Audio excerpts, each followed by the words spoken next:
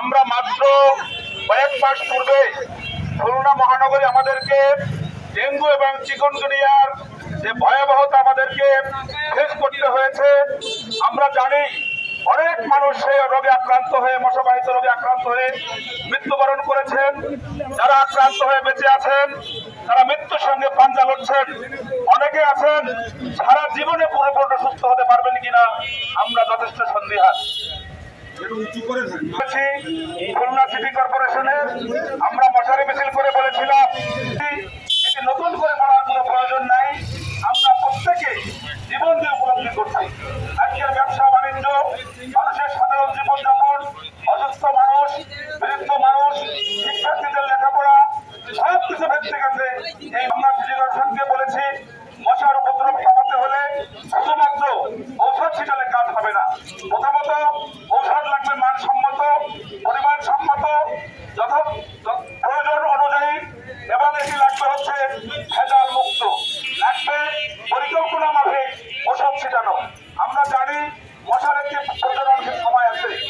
প্রজনন সময়কে বিবেচনায় রেখে এবং কোথায় তার বংশবিস্তার হয় সেগুলোকে চিহ্নিত করে একটা পরিকল্পনার আওতায় নিয়ে করি না। আমরা যেখানে সেখানে যত্রতত্র ময়লা আবর্জনা ফেলি, ড্রেনে ফেলি। একটা বড় সংকট হয়ে দাঁড়িয়েছে আমাদের সিটি কর্পোরেশনের ইতিপূর্বেকার কর্তৃপক্ষ, তারা ইউরোপ, আমেরিকা, তার মাত্রা লাগিয়ে আমাদেরকে ফেরস্তা করা হয়েছে, আমাদের বাক স্বাধীনতাকে অবরুদ্ধ করা হয়েছে।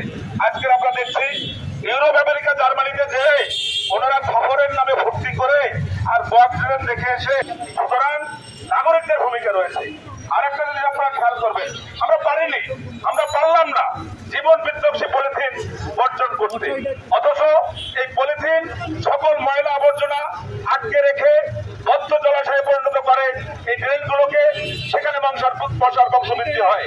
আমরা দেখি ডোবা জলাশয়গুলোতে পলিথিন এমন ভাবে জমে রাখে ময়লা আবর্জনা, যে কারণে স্তূপ আকারে তৈরি হয় এবং মশার অবাধ প্রজনন ক্ষেত্রে তৈরি হয়।